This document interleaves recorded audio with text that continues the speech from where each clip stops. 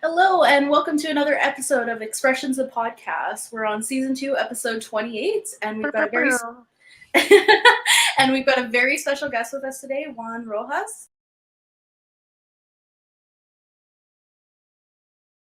Hi, he is a Nikon ambassador, a Nikon shooter. He does mostly landscape photography, but he's starting into weddings and portraits and events as well. And we're really happy to have you today. How are you doing, Juan? Thank you guys for having me. It's a pleasure. I was watching a few episodes right before I jumped on the chat. Oh, I hate when they do that. That's awesome. No, that's really great. No, and I was watching the episode where the guy was talking about, or he does landscaping, and it just took me back because I did landscaping last year, and I understood the troubles that he was talking about, the back pain, early mornings. So, but anyways, but at the same time, he loves it, right? It's one of those creative passions that people don't think about, and he loves doing it so much. I can imagine that landscaping would be a pretty zen job as long as you're physically able to do it. No, as long as you do your stretches, you know. Yeah. I did it for 4 months, and those 4 months were good because I had good people to work with, but the work was definitely difficult. Yeah, no doubt. Yeah. But no, thank you guys for having me. I'm excited to be here today. Cool. Awesome. Super excited to have you on. But before we get into the rest of the conversation, I just wanted to say hi to Brian. How are you doing today? I'm better today. Woo! Fantastic. Yes. So for this entire 2.5 years, I've been like scared of everything and saying no to going out and being as good and diligent as possible. And then all of a sudden I go to work one Friday and I have chills and I feel like crap. And I'm like, Aurora, I don't feel good. And I go out and I sit in the hot car, inside the car in 30-degree weather, and I'm still cold. And I'm like, all right, something's wrong. So on a steamy day. Finally got it.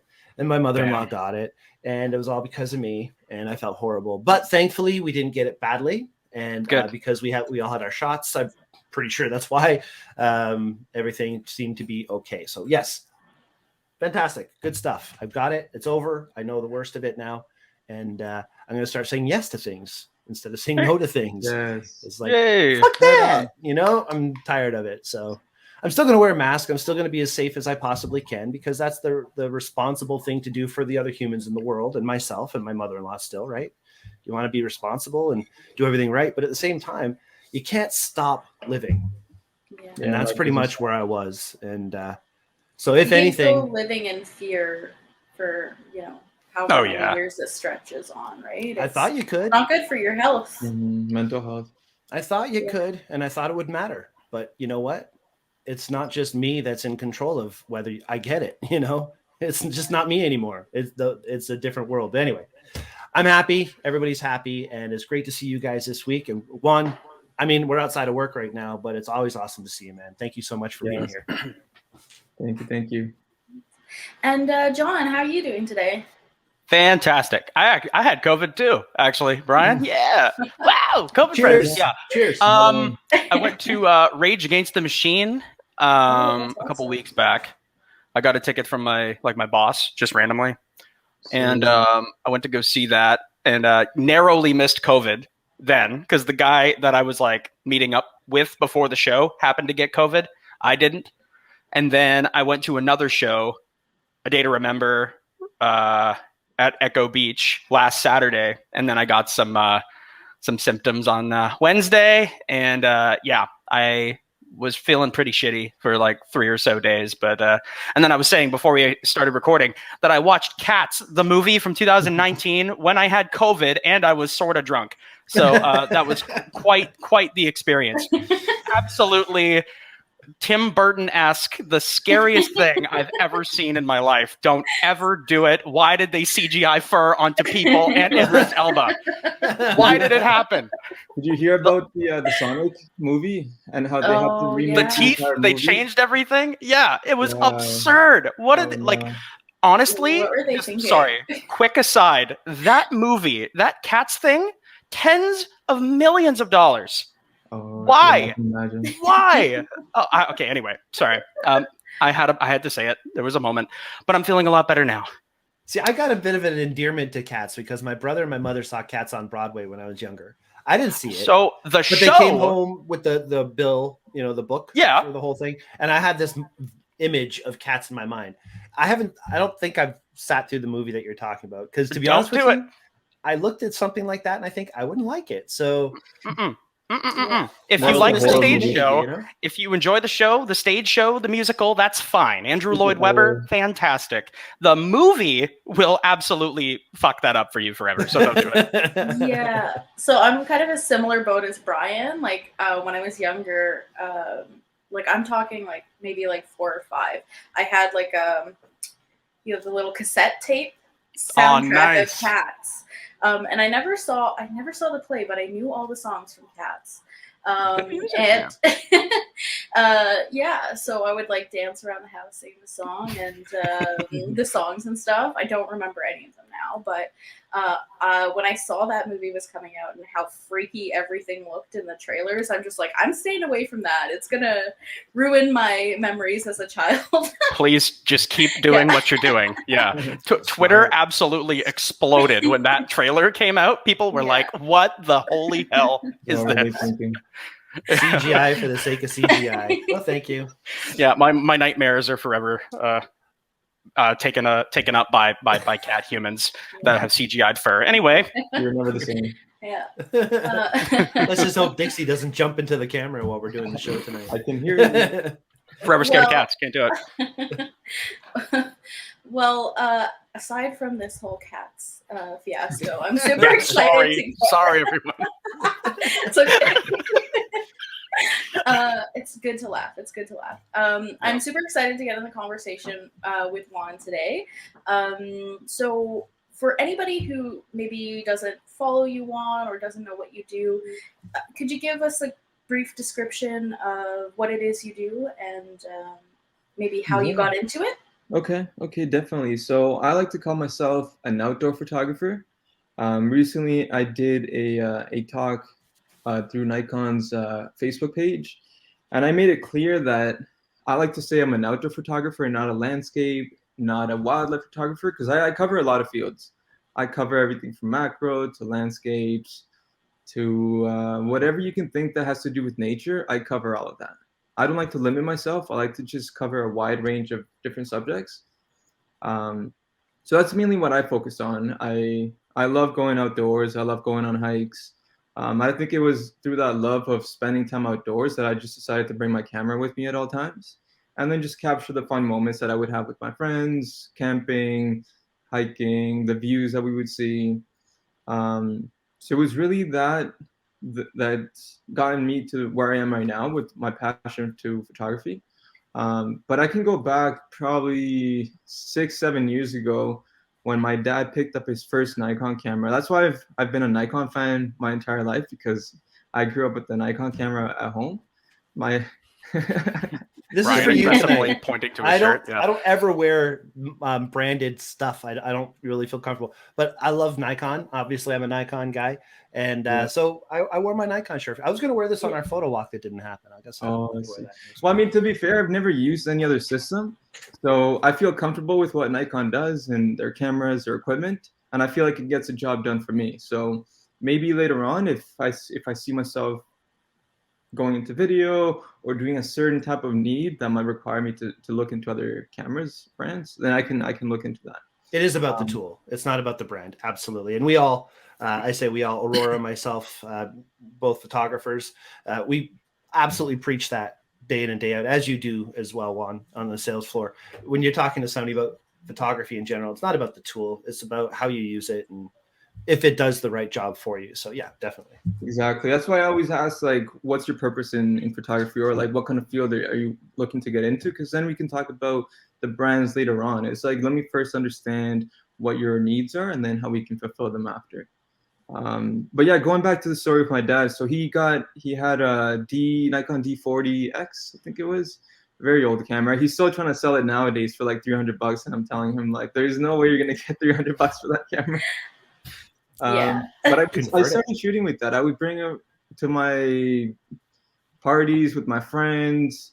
I didn't call myself a photographer at that time. I just shot whatever I could, and it was always an auto. You know, I wasn't really very technical into cameras. I just wanted to like capture those moments with my friends and then look back at them later on and then just have good memories. So he had the Nikon D40X. After a few years, I realized that I really enjoyed the hobby of taking photos and going out with my friends. So I picked up a better camera, a Nikon D5300, still a DSLR. And I used that camera for 3-4 years. And that's really where my hobby started to pick up, and I started to play around with the settings and see what the camera could do, what my passion was, where I saw that I enjoy taking photos the most. So with my friends, we started going out a lot downtown. We loved to capture street photos, foggy nights. We used to do a lot of rooftoping, which was fun, but thinking about it now, it was very dangerous. So yeah, I've seen those photos. Oh boy. Yes. Terrifying. It was fun. Like, the thrill is fun, but then and we actually got in trouble one time with the cops, and they were like, "Do you think your parents would be okay with that?" And then it was like, "Yeah, that's true." So it's interesting when somebody puts something to you that way. I remember one time my wife and I got in a bad fight, and she looked at me. She goes, "I'm supposed to be your best friend," and it almost freaking killed me.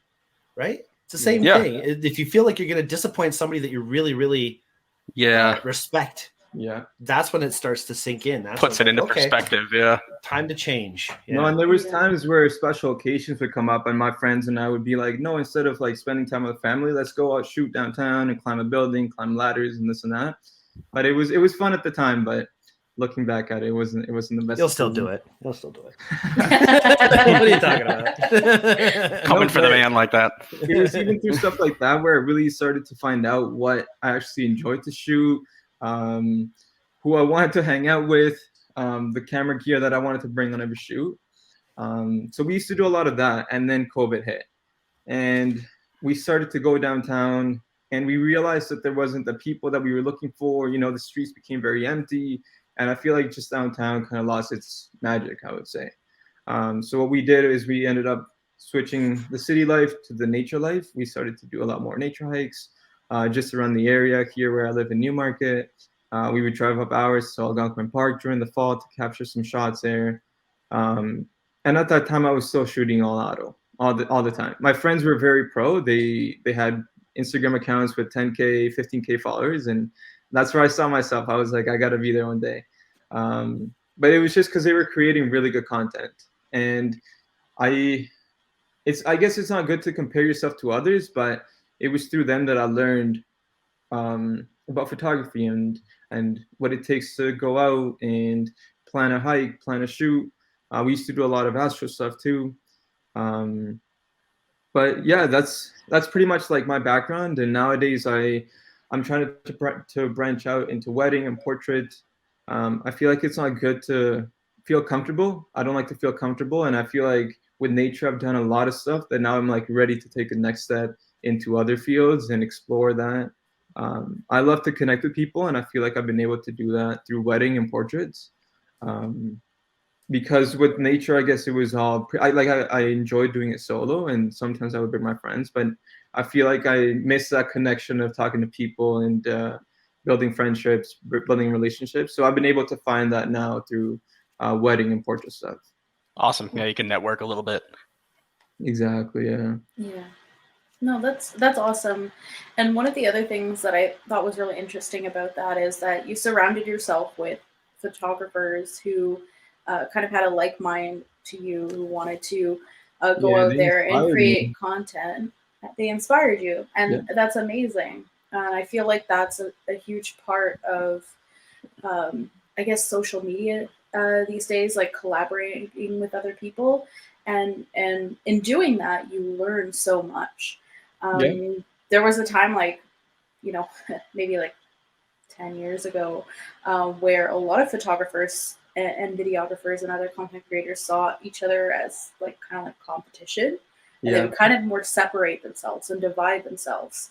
But I really like this encouragement of just, coming together, sharing ideas and helping each other. Right. And it's interesting you mentioned that, because with my friend Mateo, who I'm very close friends with now, he would tell me stories of how when he started shooting downtown street photos, everyone was very competitive, and you would ask someone, "Hey, like, what rooftop is that, or what view is that?" And no one really wanted to share that, because it was like, I'm the one that gets a shot and no one else can.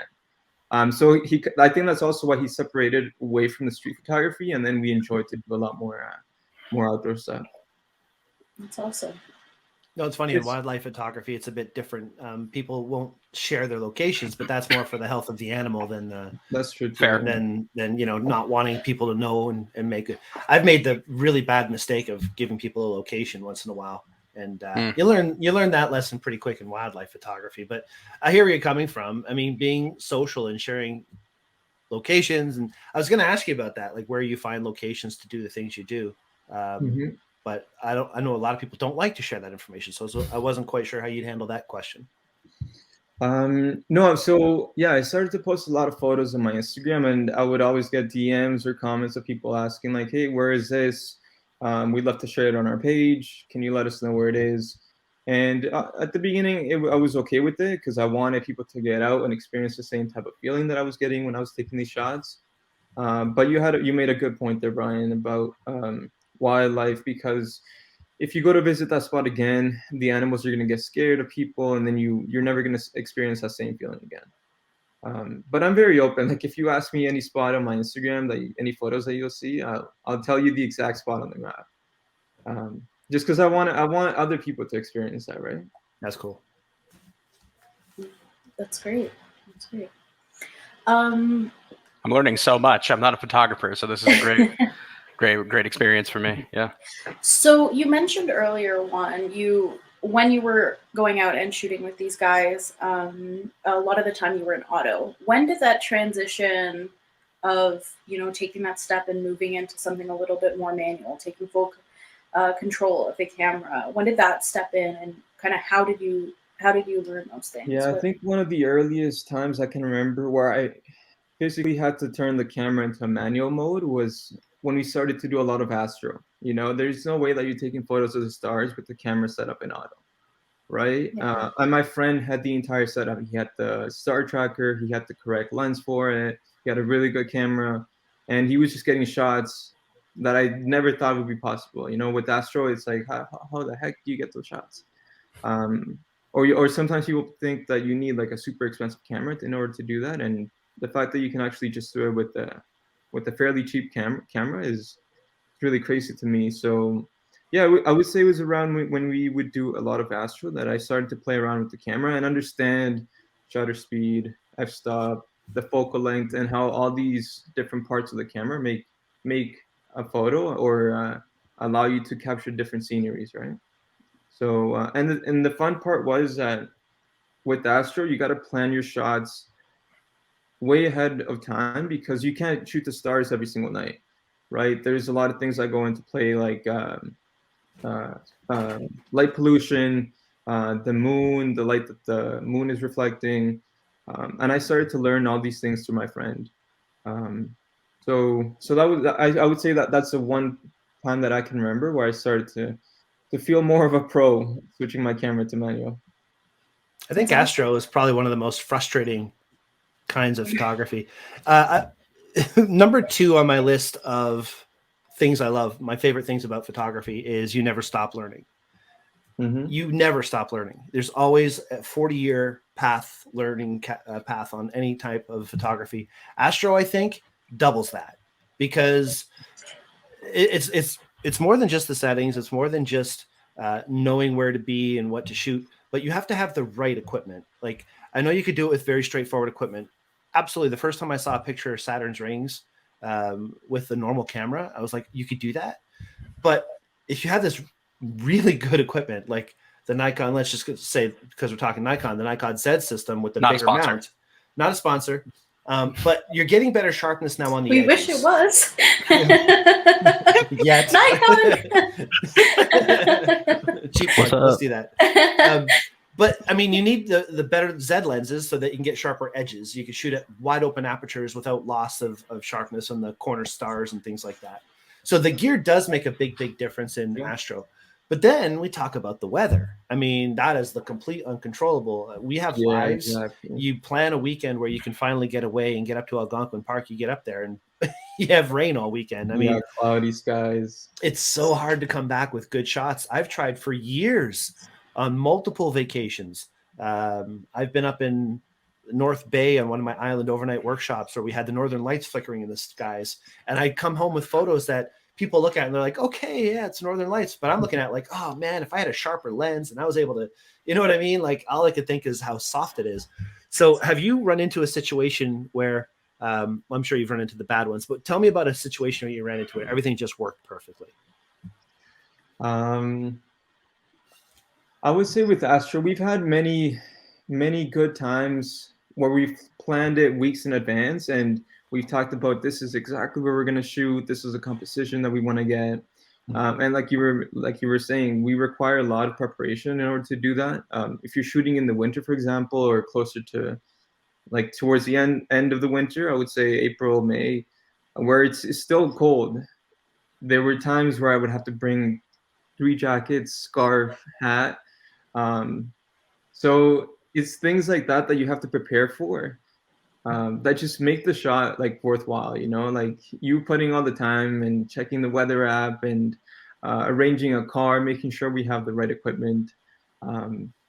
There's been times like that, and every time we come back, we're like, this was a great trip.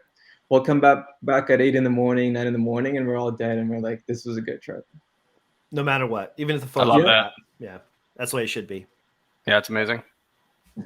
Yeah, no, and there's obviously been many times where we've driven up to catch the Milky Way, the stars, and it's cloudy. And my friend is one of those guys that he sees a single cloud in the sky and he's like, no, this is not good. We got to drive back right now. And I'm like, dude, like we drove 2.5 hours. Like let's just stay, you know, have a good time. We'll play some music and just let the camera do its thing. We'll just take some shots, maybe turn it into a time lapse even. But yeah, it's just making the best out of every shot. Every opportunity. That's awesome. And that's what I love about photography is, and you said it yourself, who you want to hang out with, you know, who you want to be involved with. If you go out with the good guys and you go out with people or girls, whatever, that speak your language, so to speak. Yeah. There's no bad day of shooting. And that's why I like interacting with other photographers in different fields, because I feel like everyone just brings different ideas and different creativity into photography. I don't like to limit myself. Like I'm not just going to go shoot with outdoor photographers or night photographers. I'm willing to work with everyone just because it allows me to see how much work goes into the different fields, you know. Like I think going out to shoot outdoor scenes is a lot of work and a lot of preparation, but then you talk to like a portrait shooter and they're looking at the sun precision and the lighting setup. So it's a skill that requires a lot of work. Yeah, John, you got your first exposure of that the other week. I certainly did. Yeah. With Aurora and getting the light right. And yeah, I was confused as hell. I'm still confused. You guys are just twisting shit and moving stuff. And I'm like, okay, great. This all looks very expensive. That was my observation. I was like, better not make any sudden movements. Yeah. But yeah, I grew up with a friend who was very similar, like Juan was saying, about where he just wanted to capture the homies, you know, like wherever we went, like just take pictures of the friends. And his Facebook page is actually an archive of all the cool times we ever had skateboarding or going to parties and places like that. And like, I love him for that. And every group of friends needs someone like that. So I think that's really cool. That's where you began and how you ended up here. So very cool. Every group of friends definitely needs an archivist. Yes, there you go. You know, somebody just that can capture those moments and I don't know about you guys, but my memory isn't what it used to be. And half of those good moments that I was out there, I wish I had a good camera or something to take pictures. You know what? Shout out Jared Reyes.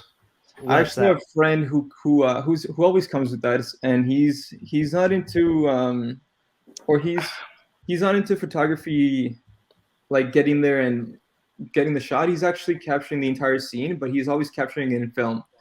And it's fun because he'll get it developed weeks later, and then he'll show us the photos and be like, holy crap, like I remember that, or like those were good times. So, and even nowadays, like me and my girlfriend just buy those the Polaroid cameras, like the film cameras, and we'll take shots, but then we'll talk about how we want to develop it like months later, just so we can like relive that again, right?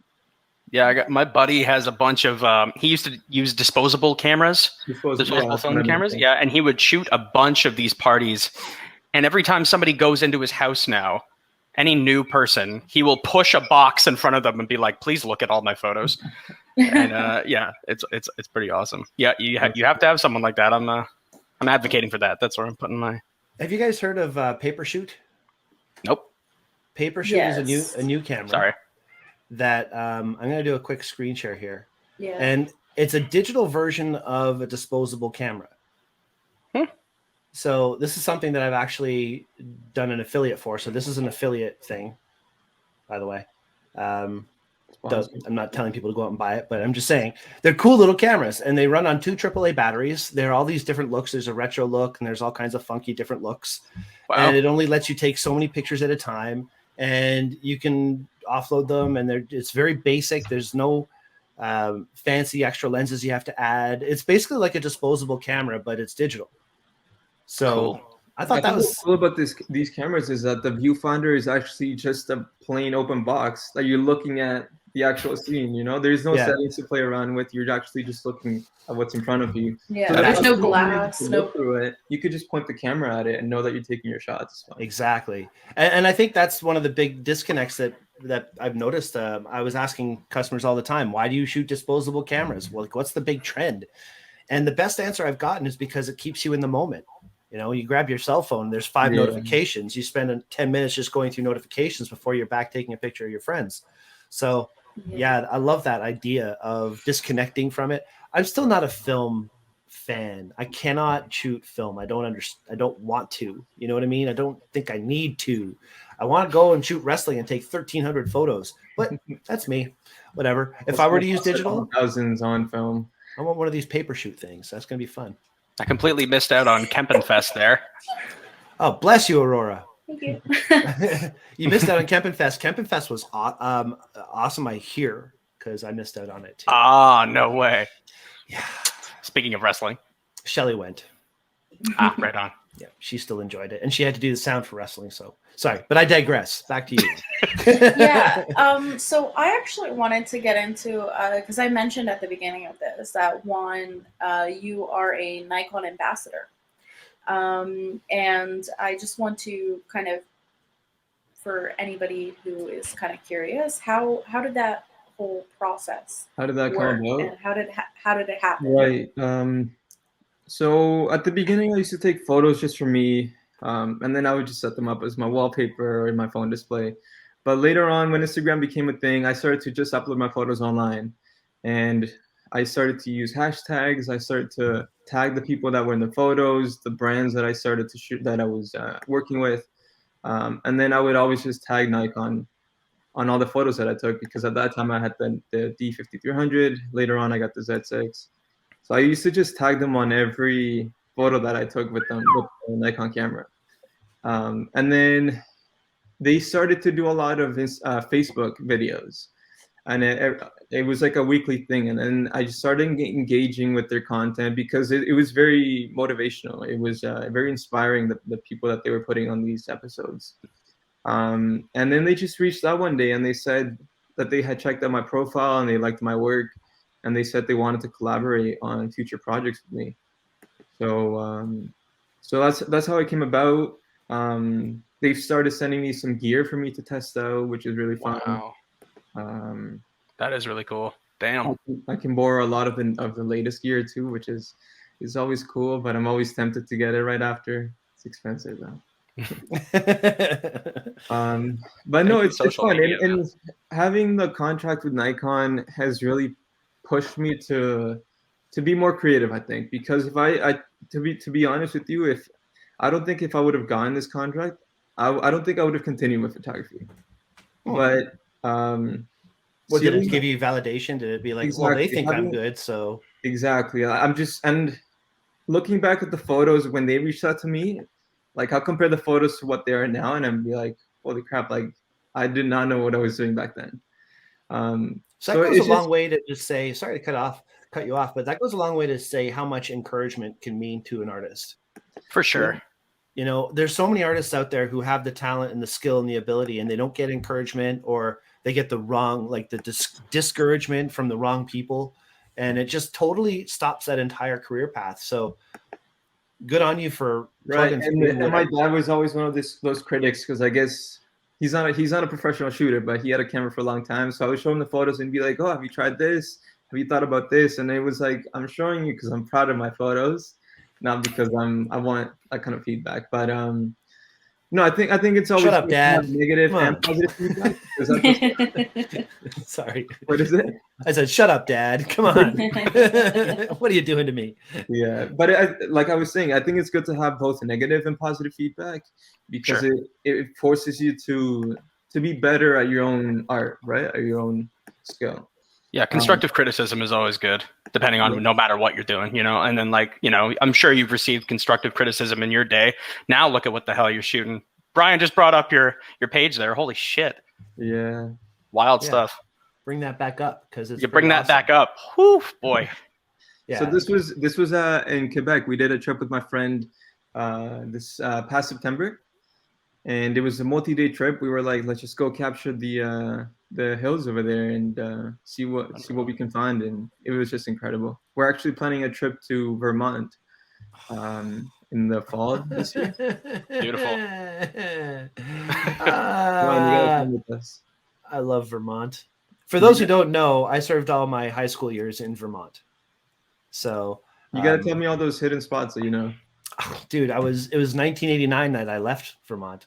As soon as I graduated, the day after I graduated high school, right back to Canada. Thank you very much. But no, if I was going to go anywhere in the United States of America, absolutely Vermont would be the place. It's love it. We got to talk to you about the planning because it's only been talk right now, but nothing has been set. Oh yeah, I've got some good spots. Yeah. If they're still good, I don't know. I mean, this is a couple decades ago. So I mean, from what I've seen on Instagram, the place looks beautiful, even all year round. Right? Yeah, it's incredible. The minute you cross into the across the border from like New York or Massachusetts or whatever into Vermont, there's a difference because in the States, all the tourism pays for the road care and all that kind of stuff. And Vermont's tourism is through the roof. So the roads that they have paved are great. And there's beautiful driving roads and there's like rivers beside all the roads. It's just absolutely gorgeous. Love it. Is Vermont like a wine country? Is it like a wine place? Wineries? Ski mountains. Like ski mountains. Okay, I'm thinking the wrong place. Yeah, not well versed in my states. The Niagara region, maybe. That's New York. There you go. Yeah. Yeah, but I think we're gonna be driving there, which is gonna be fun because we're gonna be driving through a lot of cool sceneries, and we're gonna be making a couple stops. When you cross the border, just make sure that you're wearing your shoes and you're not hopped up on wake-up pills, because that's the last time when I went to Vermont on my own. Good story. Information. It was straight from work. I closed the store at like 9 o'clock, and I drove straight from there to Vermont and nonstop in my little CRX. And by the time I got to the border, I was so tired. I was jacked up on wake-up pills. I had my shoes off. I had my shoes propped against the gas pedal just so that I could keep on driving. Holy shit. It was horrible. Don't do that. No self-driving, right? No self-driving. I guess that's like the earliest version of a self-driving car. If it's a long straight highway. It was pretty bad. Don't do it. I mean, we've had some pretty bad nights too with my friends because sometimes we'll leave like 6 a.m. here to go to Algonquin, do a hike during the day, and then at night we'll shoot the stars, and then we'll make the drive in the morning, and it's been rough sometimes. I bet.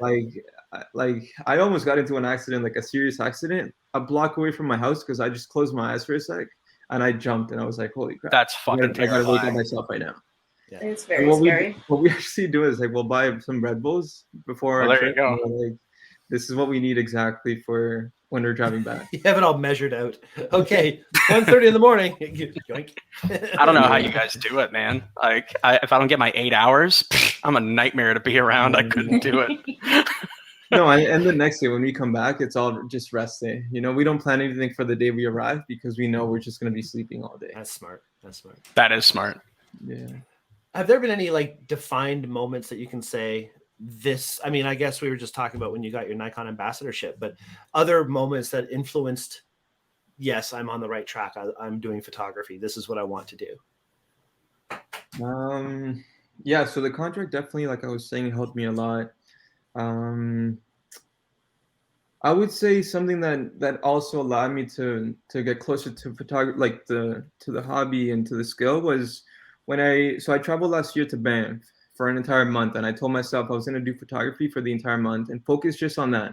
It was a solo trip because sometimes I know bringing a friend.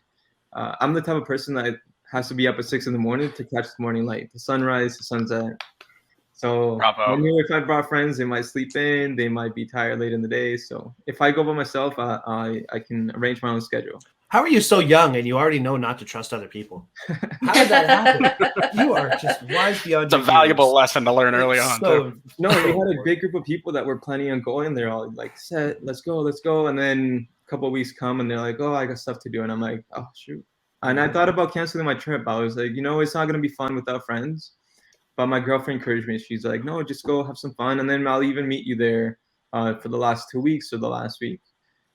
So that was fun. But when I went, I told myself that I wanted to be more creative in different fields. In product photography, that's something that I wanted to learn about. So what I ended up doing is I actually reached out to a couple companies, clothing brands, whatever you can think of, from big brands to smaller brands. I probably talked to 30 different companies, and out of those 30, only 2 reached out to me, and they said they wanted to send products so that you could try them out and then take some photos out on the field.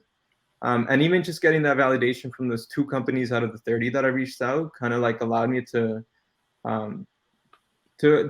learn about a different field of photography that I had never done. I've done a lot of outdoor landscape, but now it was my turn to do a little bit of product photography. And I love that. I mean, I think I want to get better at product photography, so I'll just take lots of pictures of products until I'm good at it, and then I'll reach out and, hey, you just like, I want to take pictures of your products, give them to me, and I'll make it happen. Yeah, and they say that you shouldn't work for free, but I was going there for myself. I just thought product photography would be like an add-on to my trip. So I said, you know what, send me the product for free, and then if you like what you see, then we'll talk about maybe another contract later on. So it was fun and challenging because most of the shots. One of the products was a backpack, and I did not have a model with me, and I just didn't want to place the bag on the ground and take some photos of it. So there were days where, I would spend the entire day. Oh, there's my dog. No, I would have to put on the backpack and then set up the camera a few feet away in front of everyone. So it was a little bit awkward for me. And then just tell the camera to take a couple shots every couple of seconds or whatever. So I would have to pose, move around, look in different ways. And that's again where I learned like how much work goes into other fields. Exactly. That's one of the photos. Actually, these are solid for just you setting the thing up, eh? And it might look like someone else took the photos, but it was standing different ways. I even had the camera like up here, and I was like, let me show a little bit of the logo, the brand. And it was, I think it worked out really well because I ended up sending them the photos, and they had them up on their front page of their website. And that's pack safe. They're good bags. Pack safe, yeah. They got the metal mesh all woven through the whole bag, so you can't cut the straps. Yeah, it was super cool. So yeah, it was also at this point where I realized that this is really what I wanted to do, and I just wanted to be creative and create content and just get out and explore the world. That's awesome. Good for you. Are there any other fields of photography you wanted to get into, like event or anything like that? Like, Brian shoots wrestling, like show photography, like concerts or whatever. I think wrestling would be really fun. That's something that I would have to. I don't feel comfortable in order for me to just go into the field and start shooting right away. It was something that I'd have to play around with the settings quite a bit, I think, and with the lighting. I know Brian likes to set up his different lights around the event. I know a guy that could help you get into that if you want. There you go. Yeah. No, but that's one of the reasons why I decided to become a wedding photographer, and I'm doing that full time now, is because I wanted to move on and explore a different field and I like to put myself in situations that are challenging. I don't like to feel comfortable and stay still in one spot. And I remember telling my friends, like, and even my girlfriend, I was like, I'm never going to do portrait stuff because it's just difficult to work with clients. I don't know how to pose them. I don't understand lighting. So I've had to learn all that from scratch, I would say, moving into wedding photography and portrait stuff. I've had to pick up different lenses, different gear, flash. I never used to flash before. So it's fun. I really enjoy this field. Cool. That's awesome. Would you say you have any like people that you like, creators or photographers or videographers that you kind of like aspire to be like? And who would those people be? So I mean, I really look up to all the Nikon ambassadors as well. The Nikon Canada, at least. The work that they do is really top notch, and the fact that Nikon has gathered a lot of different creators in different fields, wedding, portrait, landscape, and they're really knowledgeable in all that. So that's somewhere that I want to be later on in life. There's a lot of YouTubers that I like to watch nature stuff and outdoors, even woodland. I don't know if you guys are familiar with woodland photography. I actually have a photo here that I took, and I was really proud of this one. Wow. It's just some trees. Are you guys able to see that? I'm trying to like block the reflection of myself. Tilted forward a bit. No, wrong. Yeah. Yeah, there you go. Back That's a little bit better. That's sick. Yeah. So Okay, cool. Oh, so much depth to that. I would say something that is not for everyone. And I actually printed this photo larger and I put it up on my room. My girlfriend's like, no, I don't like that. Like, there's no reason for just trees. But woodland is one of those fields that's also very challenging. You know, like you might think that, oh, these are just trees, or this is just fog, or this is just a wood scenery, but it's actually very challenging. You know, there's a lot of things that go into play when you get into that. So there's a lot of YouTubers that I've learned from online. And that's why I like to explore different fields, because everyone just has such a creative mind, and the way they speak about these different subjects that you never would have thought about.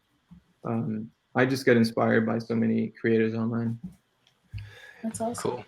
You said woodland photography. I didn't quite know what you were getting at. Have you ever tried intentional camera movement photography, ICM? So I'm going to share a screen quickly. And when I think of woodland photography, I'm thinking kind of stuff like this. What the hell? Where you have, the camera with slight movement up and down with a slow shutter speed. And it's woodland photography, but it's intentional camera movement with a slow shutter speed that gives like a completely different drama to the shot. Yeah. And that stuff is beautiful to me. Like, am I able to share my screen as well? I want to show you that. That stuff was insane. I've never even seen anything like that. I know. Before. To do it well is not easy. I might have shared a photo on Tumblr back in the day that looked like that, but like, It always looks like I've had a seizure when I've tried to do it. So it doesn't quite work. Are you guys able to see my screen here? Hang on one sec. If you hit share there at the bottom and share the window.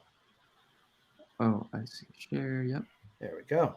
So this is a very famous shot, and it's exactly what you're talking about, Brian, where the camera's on a tripod and then you just slide it down, so it creates like that.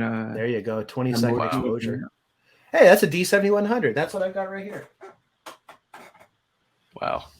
Whoa! Nice. Yeah, that's another point to make. You mentioned it earlier when you're talking about using your D5300, and the Schwartz over here is a 10-year-old camera that is still my daily shooter. Older cameras are amazing. Film cameras are amazing. Yeah. Having the desire and the mindset to just make an image. Another one of my favorite things. Where is it here? My favorite thing, number 3. If you can think it, you can do it. In photography, if you can visualize a certain kind of image and you understand how settings work, you can create that image with light and time. And I just think that's one of the coolest things. What do you think is the coolest thing about a camera? What's the coolest thing? Well, I mean, to be honest with you, I don't know exactly how a camera works. Like, I wish I could understand the entire sensor stuff and this and that. But the coolest thing about the camera is the fact that you can just change lenses. You know, you can go from really wide to macro to super telephoto. I always thought, and I joke with my friends, that I'm like, I wish there was a lens that was like a 14 millimeter to 600, 2.8 or 1.8. I've joked about this. I think even on the show here, the perfect lens is like a 14 to 700 millimeter f1.4 macro with a built-in ND filter, and yeah, I know. And it would Speaking probably be the Portuguese size of to the me right room now. that you're in. And Yes, it exactly. costs $50,000. Yeah, you completely lost me. Everything you just said there with that lens, I'm like, sorry. Let's see. Beg your pardon. Is there a cream for that? Yeah, I know. Had one with the wheels fell off. No, yeah, but I mean, like cameras to me have always been something like out of this world. The fact that you're able to freeze a moment, and I read this book once about the early days of photography, and it was like about just capturing the moment and how much it's able to speak. One of the reasons that I also got into wedding stuff is because I'm able to like capture, and I've had this on my website. I'm able to capture memories for a lifetime, right? Like you're capturing this moment that someone's gonna look back at one day and be like, "This is a day I fell in love. This is a day that, you know, that this guy broke my heart." But it's all very meaningful to someone, right? Yeah. Oh, absolutely. Yeah. Yeah, Aurora, you were part of one of those experiences recently. Yeah. On Saturday. This guy broke my heart experience? No. Not quite. Not quite. No, the love one. Okay, the good one. Got it. Yeah. The good one. No, so on Saturday I was basically assisting my friend who's also a photographer, and she is actually the brother of the guy that we were taking pictures of. Essentially went to a sunflower field, and he decided he was going to propose to his girlfriend in the sunflower field. So it was a really amazing moment, beautiful time of day, like, you know, not quite sunset, but just before sunset, with the sunflowers and just like the light coming behind perfect. them, and it was just such a beautiful moment. And wow, it's the fact that we're able to capture these kind of moments for people so that they can always look back on it, you know, it's powerful. 15, 20, 30 years later is really incredible. When they had hair, you know. Yeah. Yeah. That actually takes me back 2 weekends ago. I was shooting my first wedding, and I was shooting the bride walking down the aisle. And for a second in my mind, I was like this moment is beautiful. And I actually kind of put my camera down. I still like just admire it. I was like, oh, like this is such a perfect moment. And then I got it back into my head. I was like, I'm doing a job here. Damn, I'm getting paid. Yeah. I feel like I would fail at that job, man. I'm a crier. I shed a tear. I'll be honest. Like once I see that dad watching the daughter walk down the aisle, I'm like, no, I'm done. I'm dead. Forget about me, dude. Take it. I don't care. For me, it's always the look of the guy who's looking at his wife. Like that shot always gets me too. Oh my goodness. Yeah, for me, it's always the fear of getting yelled at if I make bad photos. But that's why I don't do those things. So. Bravo to any wedding photographer, though. Wow, the stuff you must deal with. Absolutely. Juan, I'm going to lend this to you. I'm going to bring this to the store. This is Ansel Adams, The Camera. You say you don't fully know how cameras work or whatever. This is a book that was made a long time ago, but is so relevant today. I'm going to lend this to you and see if that helps you. Thank you. You're welcome. Yeah. I even have a film camera in my shelf. I don't even know what brand it is, but I've always told myself that I want to learn how to use it, because that's truly the only way that you learn about photography, right? Like the camera nowadays will take care of the lighting situation. You just tell it what shot you want to get, and the camera takes care of it. But back in the day, you had to control the shutter speed and the aperture and everything manual. So one day I'm gonna pick up the camera again and buy some film once it's in stock. Once it's in stock, no kidding. One of the other things you said was you don't like to feel comfortable. You kind of reiterated that twice. You don't like to feel comfortable, and you're always trying to challenge yourself, put yourself in a situation that's not comfortable. Right. So many people are the opposite of that, myself included. Like I just kind of alluded to, I don't like the fear of pissing somebody off. How is that a thing? Like, what gave you this fearlessness to be okay with that? What about your personality is just okay with that?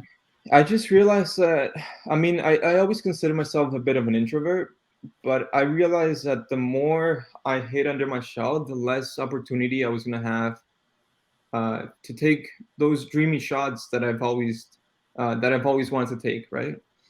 Me and my girlfriend just came with the motto, which is no fear. We're both in the process of starting our own company. She's a makeup artist.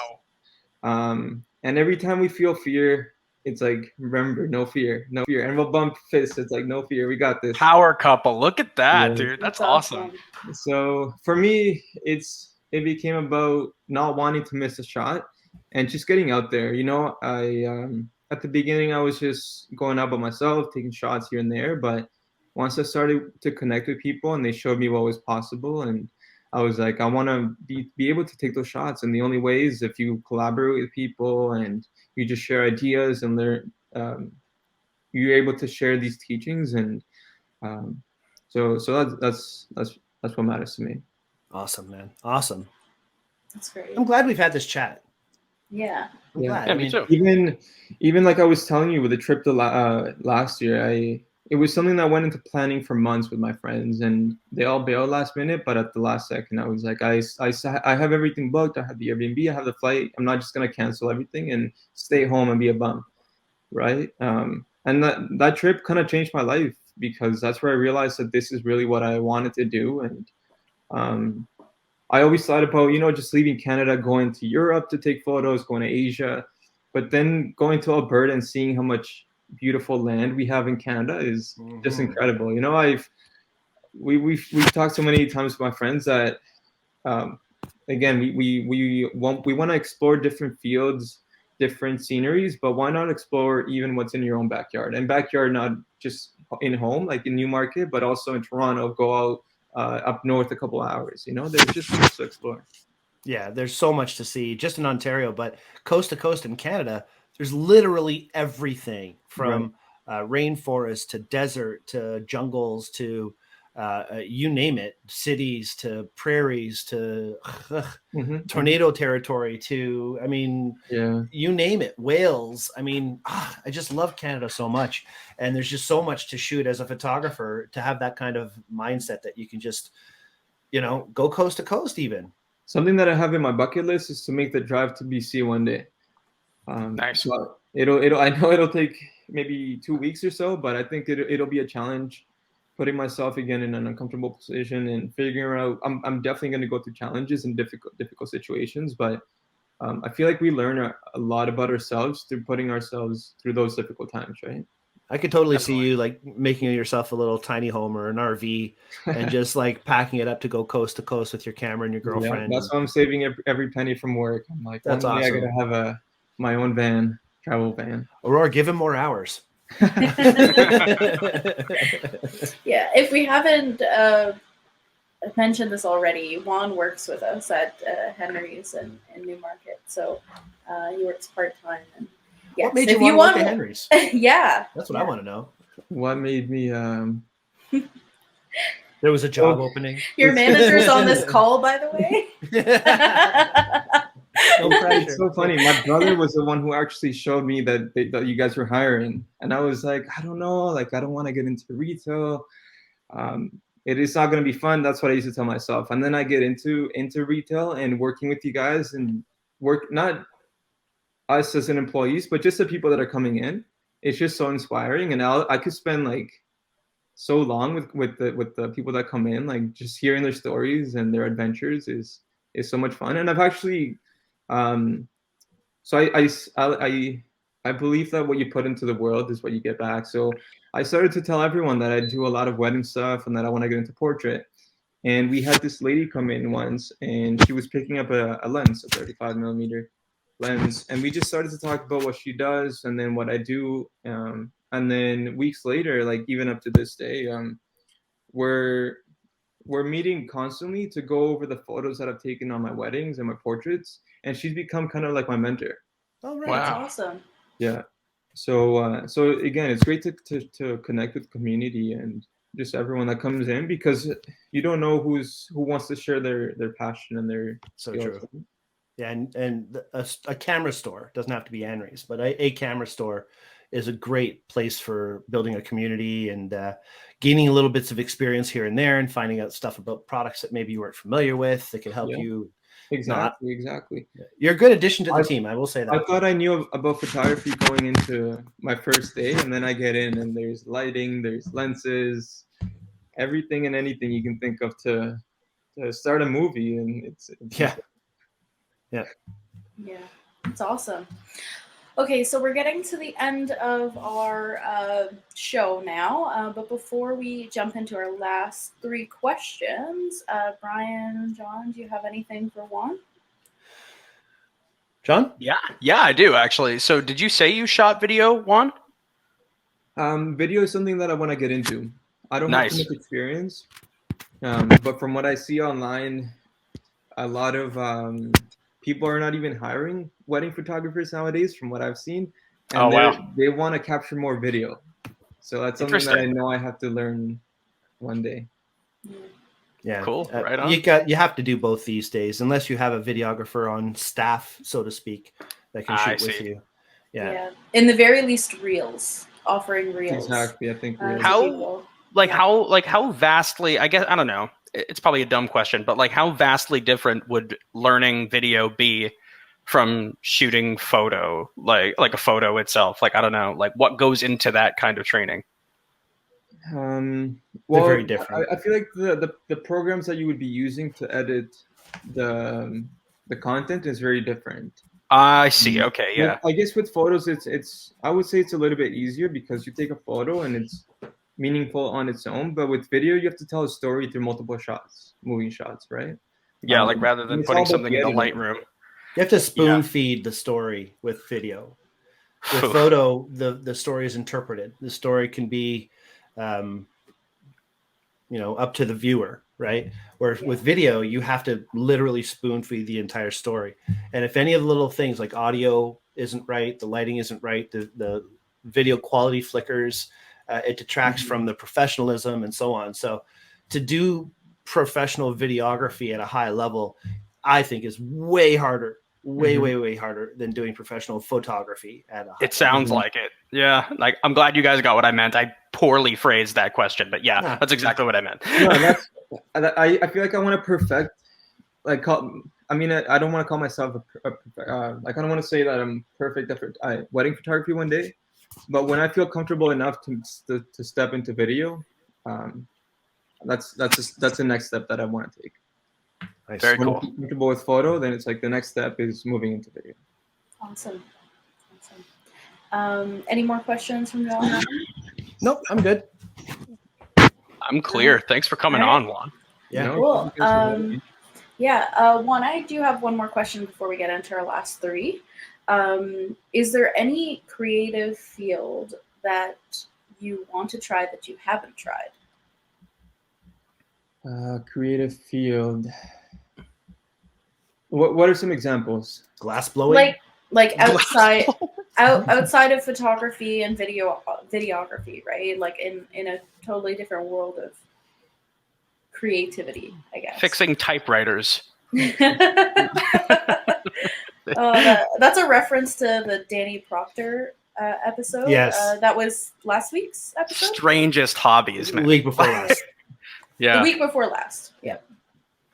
I think something that I'd want to be, I wish I could be good at, was painting, drawing. My dad is a great artist, and I always thought, my dad will pass it on to me, and I'll go to draw a person, and it always ends up being a stick person. I went through that torment, and I just hate myself. Like, I just say I wish I could be an artist one day. Actually, what we've been doing with my girlfriend is when we go out on hikes, we bring a canvas with paint, and we'll sit on the rock and then just paint the scenery. I might actually have a painting here that I'll show you guys. Yeah, do that. Cool. That's awesome. He's going to bring it out, and it's going to be absolutely fantastic. Or we're going to be like, what the hell? What do you mean? No, and think about it. It's not just me painting it. It's 2 people painting it at once. Oh. So this was out in Muskoka. Wow. So we were sitting on the rock here, and then there were some trees at the midground, and then like water and the island in the background. Oh, that's a great job, man. Absolutely That's awesome. better than anything I could ever make. Wow. So Yeah, no, and we were happy. Like, we spent a good afternoon painting that, and the coolest thing is the 2 of you did it together. Yeah, that's so cool. You guys have similar interests like that, which is so cool that you both do that. And even while painting, we would be like, oh no, I don't like, I'd be painting the trees, and she's like, no, I don't think it's that way. And I was like, okay, like you take over then. But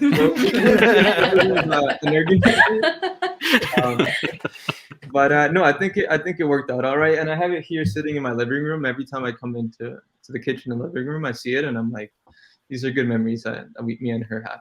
Perfect. Oh, that's awesome. That's awesome. Okay, so into the last 3 questions. So first one, what is your jam? What is that favorite song that you always listen to? You never skip past when it comes up on your Spotify playlist that gets you kind of like pumped or inspired or whatever that may be. Def Leppard, Pour Some Sugar on Me, right? No? There are wrong answers, Juan. Yeah. You don't know who that is? Okay, good. So for me, actually, what's interesting is I don't have a favorite artist or song. I just listen to whatever's on the radio. And everyone at home hates me because I'll be blasting Turkish music. I'll be blasting Arabic music. Recently, I started to get into Turkish music. Interesting. And I don't know the lyrics, but I look up the lyrics and sing them. And I just have a great time. But I love it. That's awesome. That's awesome. That is so out of my depth. I would like to listen to some Turkish. Is there a specific song that you would recommend? A song. So there's. Have you guys ever heard of Kurangbin? Yes, I have actually. Yeah, so they actually just performed in Toronto last week, and I wanted to go. Yeah, my buddy went. My photographer buddy went. Is there like some secret photographers club that loves this band? It's like really well played elevator music. I really like it. And most of it is instrumental, but the way they speak about where they get their inspiration from, and because they have a lot of roots in Thai music, so they have a lot of like different instruments that we wouldn't normally hear in our culture here. But I just love listening to weird music. That's what I would say. That's cool. Awesome. Good tunes, man. Awesome. And what is your tool of the trade? So a tool doesn't necessarily need to be a physical thing that you use to create your images. It could be a mental space. It could be, a person. It could be something or someone or a frame of mind that inspires you. What is your tool that helps you create and make the images that you make? What keeps me inspired is just, I would say, the outdoors. I just love spending time outside, and it could be the rainiest day, it could be the coldest day, but you always find me outside walking around different conservation areas, different woodland scenes, and I just like to get out, clear my mind, and get inspiration, and just combine all those ideas that I've had built up and just see what I can come up with. And then I'll come back home, write all my ideas down, and then work from there. Cool. That's awesome. Outside, especially the fact that we do live in such a inspirational landscape. Yep. I mean, you don't have to go to BC to have an inspirational landscape. There's so many cool places to draw that from. Shelly and I do the same thing. Anytime we can go outside or go for a drive, heals the soul immediately. And I don't know if you guys have dogs that you take on walks, but one of the reasons I always tell myself, oh, Hobbs has to go for a walk, and then I'll just force myself to go out, and that way he gets some exercise, and then I draw inspiration from the outdoors. What kind of dog is Hobbs? He's a poodle mix. I think he was actually just down here. Hey, Hobbs. He's a shy guy. But no, it's funny because my mom and brother, they're the ones who really wanted a dog, and then I was like, no, it's gonna cost so much money, so much time, vaccinations, this and that, and then the dog is like the one that's like, me and him are like best pals. Isn't that always the case though? It's like the dad's like, I don't want a cat, and then suddenly it's his favorite pet. Inseparable. Yeah. But I'll always be the one, hey, Hobbs has to go for a walk. Okay, I'll take him. Perfect. Nice. That's awesome. Okay, and very last question, which you may already know, is Each week, we ask our guests that come on the show to issue a challenge to our listeners and to our viewers so that they can try in the next week. So what would you challenge our viewers or listeners to try out this week? I challenge everyone to do a backflip. How about that? Oh shit, I'm dead. Yeah, no, not gonna work for me. I won't be here next week. I'll be in the hospital. As a metaphor. I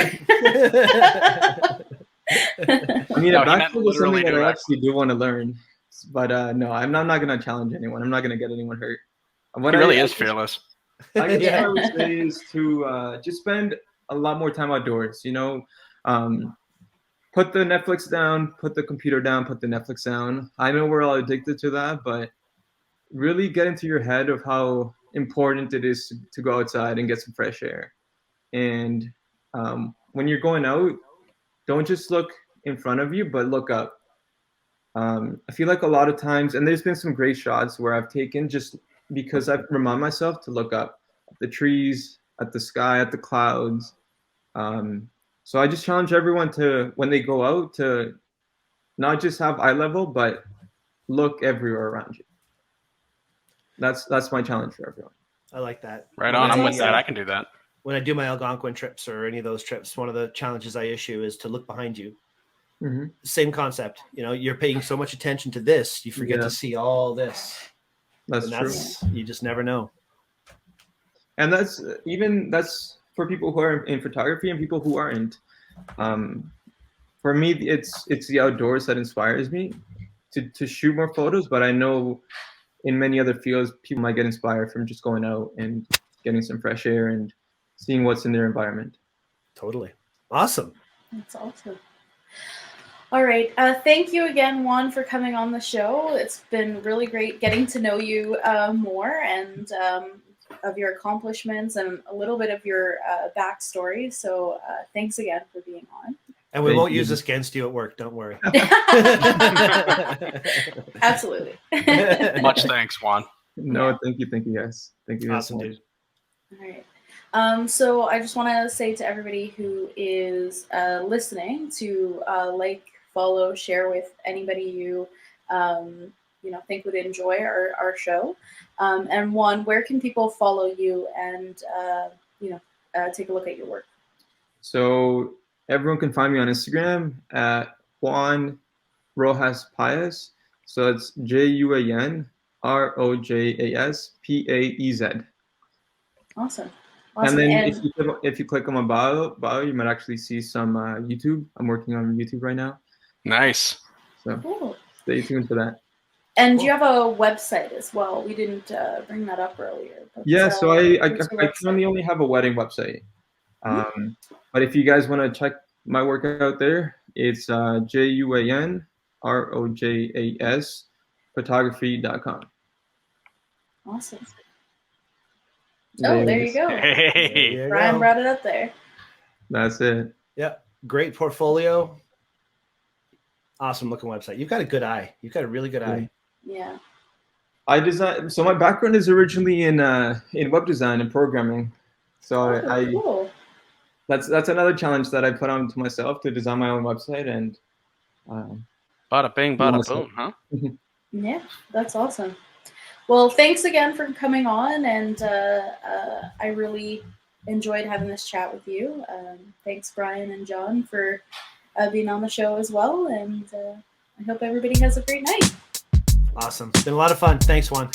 Bye, guys. Have a good night. Ooh, ooh, ooh, ooh, ooh.